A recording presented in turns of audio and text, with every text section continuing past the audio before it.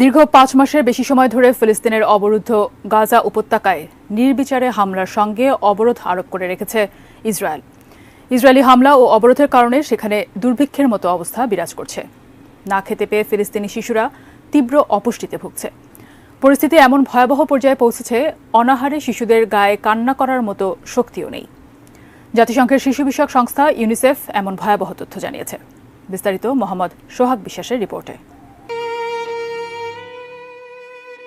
রোববার ইউনিসেফের নির্বাহী পরিচালক ক্যাথরিন রাসেল মার্কিন টিভি নেটওয়ার্ক সিবিএস নিউজকে জানিয়েছেন, ৭ অক্টোবর থেকে গাজায় ১৩,০০০-এর বেশি শিশুকে হত্যা করেছে ইসরায়েল।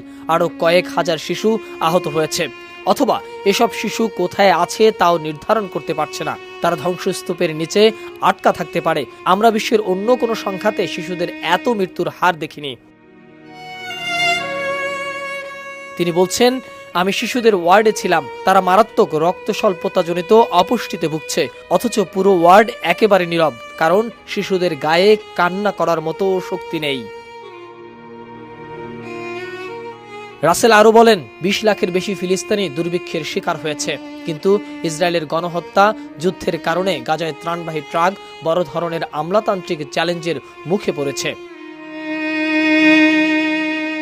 এর আগে গত শনিবার অধিকৃত ফিলিস্তিনি ভূখণ্ডে জাতিসংঘের প্রধান ত্রাণ সহায়তা বিষয়ক সংস্থা UNRW জানিয়েছে, গাজা উপত্যকার উত্তরাঞ্চলে শিশুদের মধ্যে দ্রুত তীব্র অপুষ্টি ছড়িয়ে পড়েছে। বর্তমানে উত্তর গাজায় ২ বছরের কম বয়সী প্রতি ৩ জন শিশুর মধ্যে ২ জন তীব্র অপুষ্টিতে ভুগছে।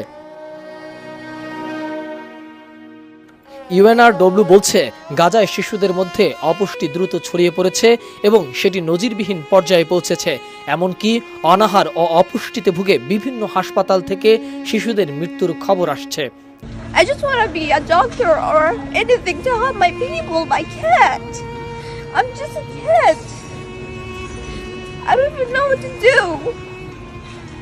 I get scared, but not really that much. I do anything for my people, but I don't know what to do. I'm just 10. I'm just 10.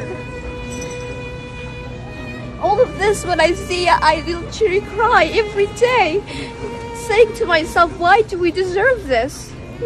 What did we do to this? My family said they just hate us. They just don't like us because we are Muslims.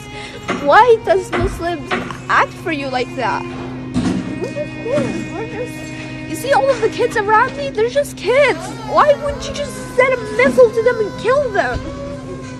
It's not fair. ফিলিস্তিনের অবরুদ্ধ গাজা উপত্যকার উত্তরাঞ্চলে শিশুদের মধ্যে দ্রুত তীব্র অপুষ্টি ছড়িয়ে পড়েছে। বর্তমানে উত্তর গাজায় ২ বছরের কম বয়সী প্রতি ৩ জন শিশুর মধ্যে ২ জন তীব্র অপুষ্টিতে ভুগছে।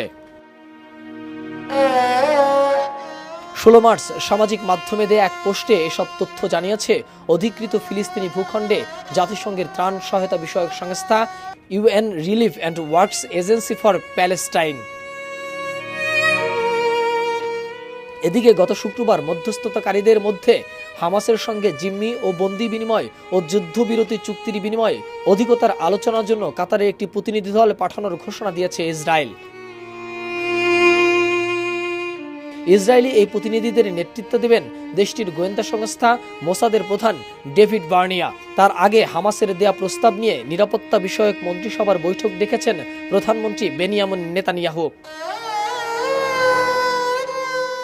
গত ৭ অক্টোবর দক্ষিণ ইসরায়েলে প্রবেশ করে নজিরবিহীন হামলা চালিয়ে ১২০০ ইসরায়েলিকে হত্যার পাশাপাশি প্রায় ২৫০ ইসরায়েলি ও বিদেশি নাগরিককে গাজায় বন্দী করে নিয়ে আসে হামাস। একই দিন হামাসকে নির্মূল এবং বন্দীদের মুক্তি নিশ্চিত করতে ফিলিস্তিনি স্বাধীনতাকামী এই সংগঠনের বিরুদ্ধে যুদ্ধ ঘোষণা করে ইসরায়েল। মোহাম্মদ সোহাগ বিশ্বাস, ডেস্ক রিপোর্ট, ATN নিউজ।